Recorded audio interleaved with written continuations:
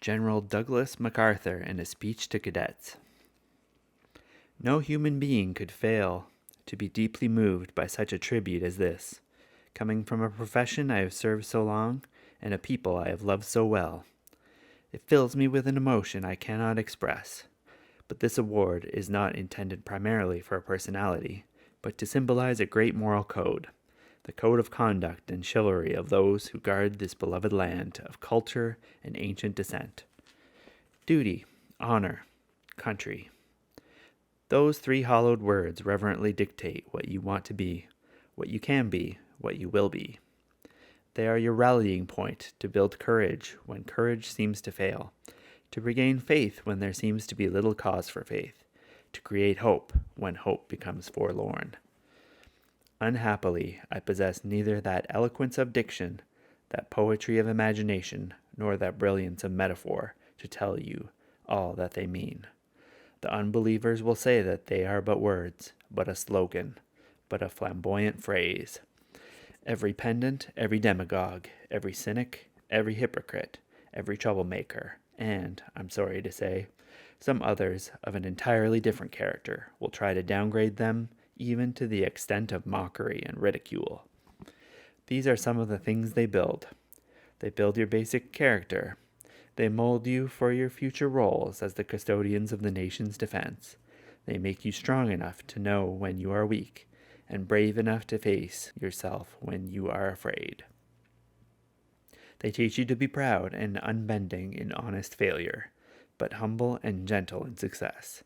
Not to substitute words for action, not to seek the path of comfort, but to face the stress and spur of difficulty and challenge, to learn to stand up in the storm, but to have compassion on those who fall, to master yourself before you seek to master others, to have a heart that is clean, a goal that is high, to learn to laugh, yet never forget how to weep, to reach into the future, yet never neglect the past, to be serious, yet you never take yourself too seriously, to be modest so that you will remember the simplicity of true greatness, the open mind of true wisdom, the meekness of true strength.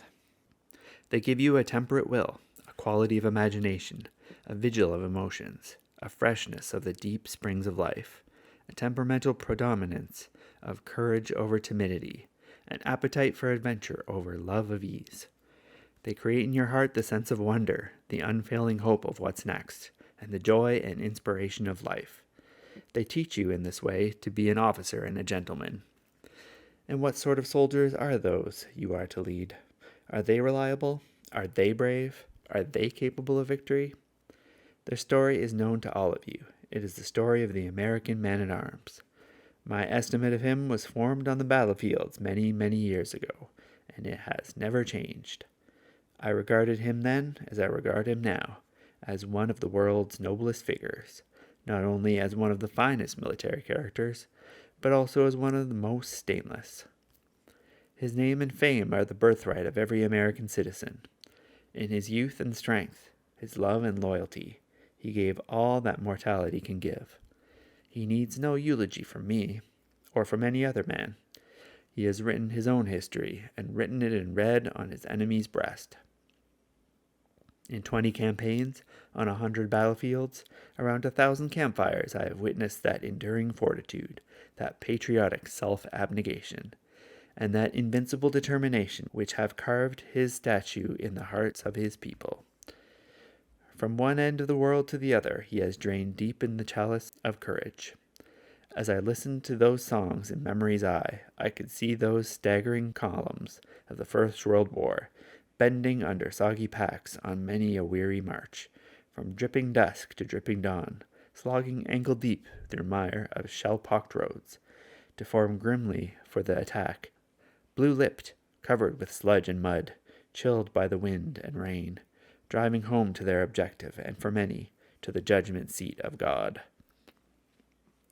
I do not know the dignity of their birth, but I do know the glory of their death. They died unquestioning, uncomplaining, with faith in their hearts, and on their lips the hopes that we would go on to victory. All was for them, duty, honor, country, all was their blood and sweat and tears, as they saw the way and the light, and 20 years after, on the other side of the globe, against the filth of dirty foxholes, the stench of ghostly trenches, the slime of dripping dugouts, those boiling suns of the relentless heat, those torrential rains of devastating storms, the loneliness and utter desolation of jungle trails, the bitterness of long separation of those they loved and cherished, the deadly pestilence of trophic disease, the horror of stricken areas of war.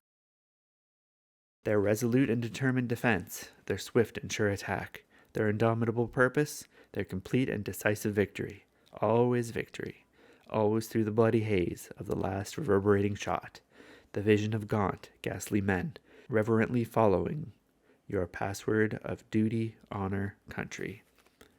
You now face a new world, a world of change. The thrust into outer space of the satellite spheres and missiles mark a beginning of yet another epoch in the long story of mankind. In the 5 or more billions of years the scientists tell us it has taken to form the Earth, in the 3 or more billion years of development of the human race, there have never been a more abrupt or staggering evolution. We deal now, not with the things of this world alone, but with the illimitable distances and yet unfathomed mysteries of the universe. We are reaching out for a new and boundless frontier.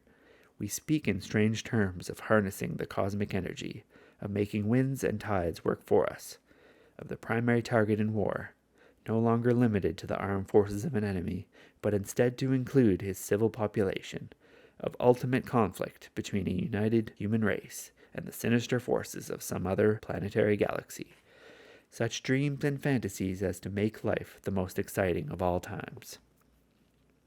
And through all this welter of change and development, your mission remains fixed, determined, inviolable. It is to win our wars. Everything else in your professional career is but corollary to this vital dedication. All other public purpose, all other public projects, all other public needs, great or small, will find others for their accomplishments, but you are the ones who are trained to fight. Yours is the profession of arms, the will to win, the sure knowledge that in war there is no substitute for victory, that if you lose, the nation will be destroyed, that the very obsession of your public service must be duty, honor, country. Others will debate the controversial issues, national and international, which divide men's minds, but serene, calm, aloof, you stand as the nation's war guardians, as its lifeguards from the raging tides of international conflict, as its gladiators in the arena of battle. For a century and a half you have defended, guarded, and protected its hollow traditions of liberty and freedom, of right and justice. Let civilian voices argue the merits or demerits of our processes of government, whether our strength is being sapped by deficient financing indulged in too long, by federal paternalism grown too mighty, by power groups grown too arrogant, by politics grown too corrupt, by crime grown too rampant, by morals grown too low, by taxes grown too high, by extremists grown too violent, whether our personal liberties are as firm and complete as they should be. These great national problems are not for your professional participation or military solution. Your guidepost stands out like a tenfold beacon in the night. Duty, honor, country. You are the lever which binds together the entire fabric of our national system of defense. From your ranks come the great captains who hold the nation's destiny in their hands the moment the war tocsin sounds. The long gray line has never failed us. Were you to do so, a million ghosts in olive drab, in brown khaki, in blue and gray would rise from their white crosses, thundering those magic words, duty, honor, country. This does not mean that you are warmongers. On the contrary, the soldier above all other people prays for peace, for he must suffer and bear the deepest wounds and scars of war. But always in our ears ring the ominous words of Plato, the wisest of all philosophers. Only the dead have seen the end of war.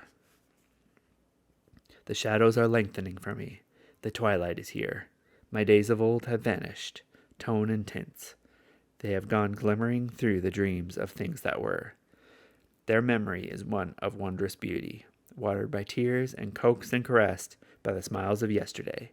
I listen then, but with a thirsty ear for the witching melody of faint bugles blowing reveille, of far drums beating the long roll. In my dreams I hear again the crash of guns, the rattle of musketry, the strange, mournful mutter of the battlefield. But in the evening of my memory I come back to West Point.